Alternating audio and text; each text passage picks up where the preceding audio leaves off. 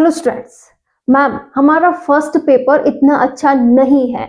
हम first paper को अगर पास कर लेते हैं तो हम शायद फर्स्ट ग्रेड लेक्चरर बन जाएंगे, क्योंकि हमारा सेकंड पेपर बहुत अच्छा है।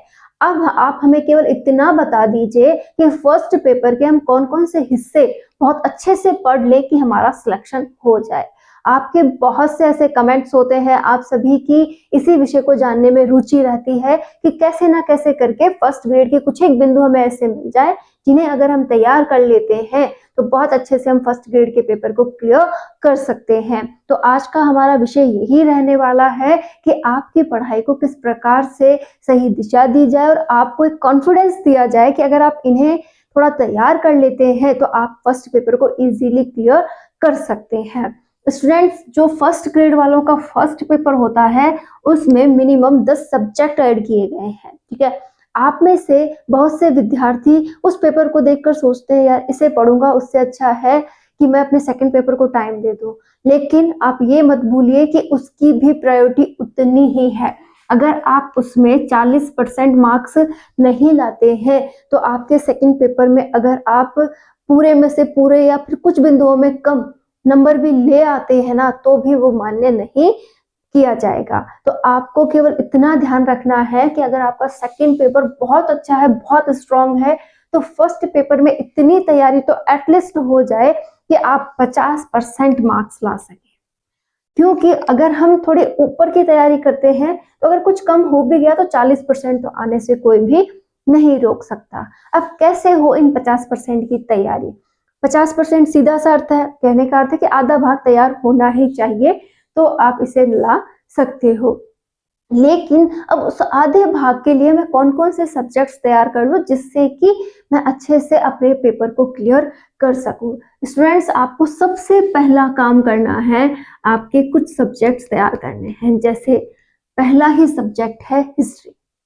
हिस्ट्री जो है वो आपको आना ही चाहिए, बहुत अच्छे से आना चाहिए। इसे आप इतनी बारीकी से समझ लीजिए ना कि कहीं से भी कोई क्वेश्चन पूछा जाए तो आप उसे समझा सके।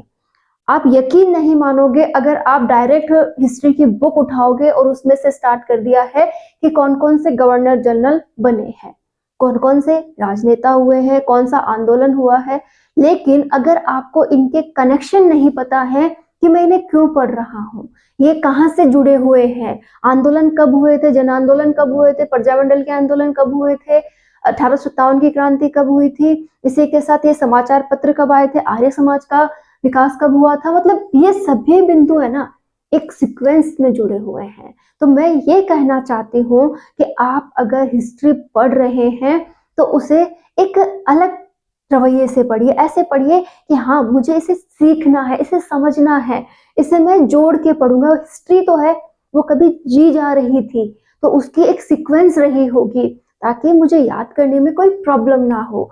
ठीक है, तो आप इनके ताने बाने को इस तरीके से जोड़ते हुए तैयार कीजिए कि वो आपके लिए इजी हो जाए, आपको समझ में आ जाए। और हिस्ट्री को आपको तैयार करना ही होगा क्योंकि ये फर्स्ट ग्रेड में बहुत बड़ा स्कोर देती है। तो पहला सब्जेक्ट जो आपको तैयार करना है वो क्या है?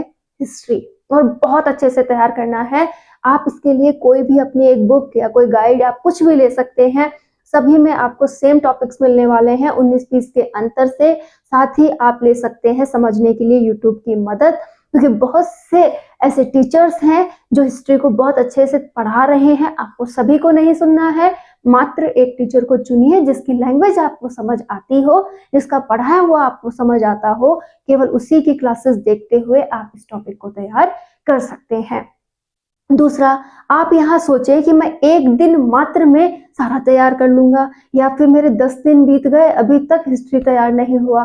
अरे भाई, सब्जेक्ट है, तैयार होने में समय लेगा। तो मिनिमम अपने आप को टाइम बाउंड करें कि 1 महीने में मेरी हिस्ट्री का पोर्शन मुझे बहुत अच्छे से तैयार करना है, इसे बहुत अच्छे से रिवाइज करना है, इसकी मुझे प्रैक्टिस करनी है। ठीक है, अब ऐसा है कई विद्यार्थी से गलत भी ले जाते हैं। 1 महीने मात्र में हिस्ट्री नहीं, इसके साथ आपका सब्जेक्ट का पोर्शन भी चलता रहना चाहिए कि सब्जेक्ट में मुझे बहुत अच्छे से खींचना है। सब्जेक्ट का सिलेबस क्या है? बहुत ही लेंथी है। तो एक पेपर का सेकंड का हिस्सा चले और एक फर्स्ट पेपर का चले और दोनों को खींचते हुए इतना शानदार तैयार कर ले कि जब भी इन्हें दोबारा पढ़े तो मात्र रिवीजन करने से आपको सारी बातें वापस से याद आ जाए।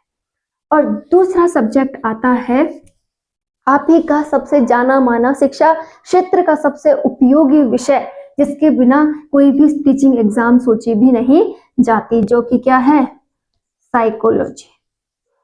साइकोलॉजी और स्कूल मैनेजमेंट, या आप कहते हैं जिसे एजुकेशन मैनेजमेंट।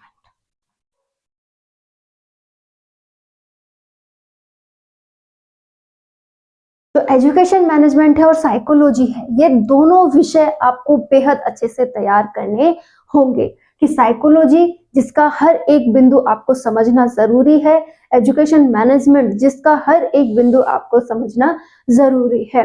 यहाँ से आपको बहुत अच्छे क्वेश्चंस मिलेंगे।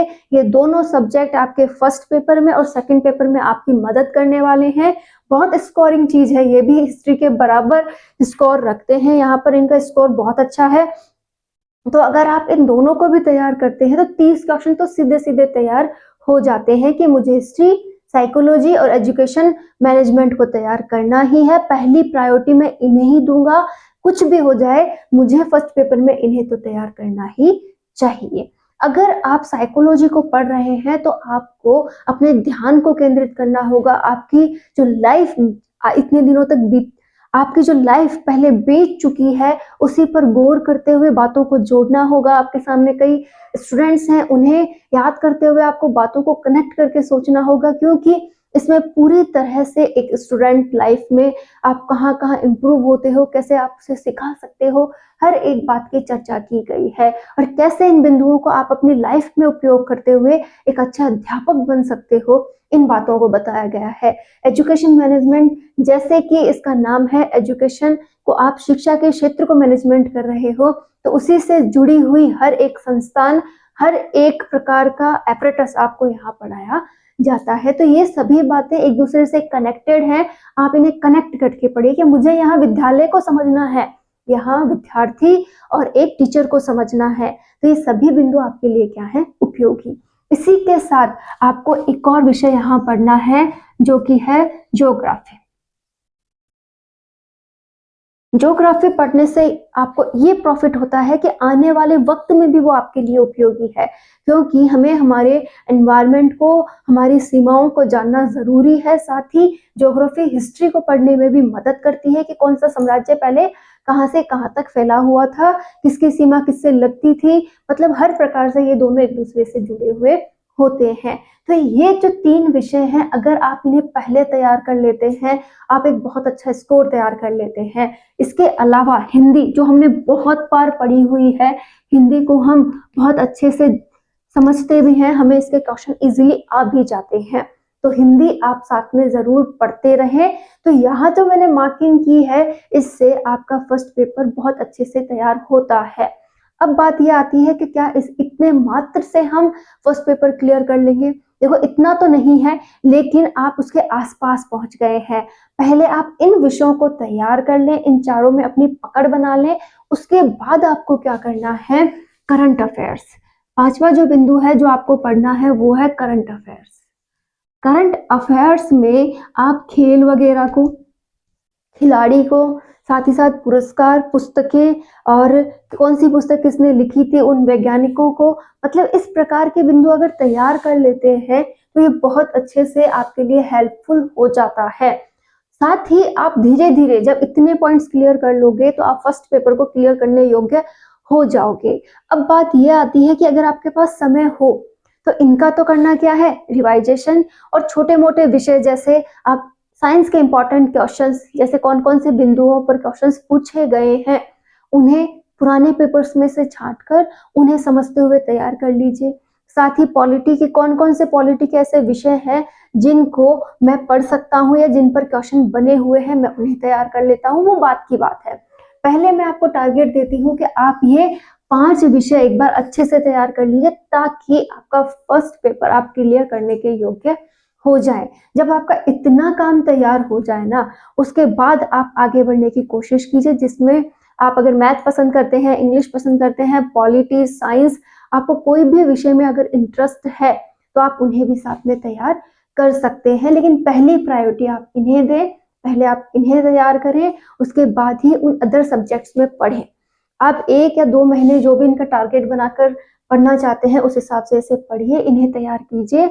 मैं मानती हूँ कि आपका फर्स्ट पेपर बहुत अच्छे से तैयार हो सकता है। तो बिना घबराएं आप आज ही से, अगर फर्स्ट पेपर को आपने छोड़ रखा था तो पढ़ना स्टार्ट साथ के साथ कीजिए, क्योंकि दोनों पेपर को मैनेज करना बेहद उपयोगी है और दोनों अगर साथ में मैनेज हो जाते हैं तो स्कोर भी बहुत अच्छा रहता है। सब्जेक्ट में पकड़ होना बहुत इंपॉर्टेंट है, लेकिन फर्स्ट पेपर को पास करना उतना ही ज्यादा इंपॉर्टेंट है। तो दोनों को मैनेज कीजिए और अपनी तैयारी को और अच्छा बनाइए। All the best.